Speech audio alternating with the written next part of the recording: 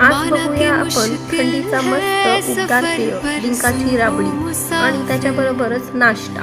हा नाश्ता आहे फोडणीचा पराठा आणि दही आणि डिंकाचा लाडू आणि खारीक। माझ्याकडे पराठे होते कोबी गाजर भोपळा, त्याचं वघारून फोडणीच्या पोळीप्रमाणे वघारलेली दशमी, वघारलेली फोडणीचा पराठा असं करू शकतो आपण।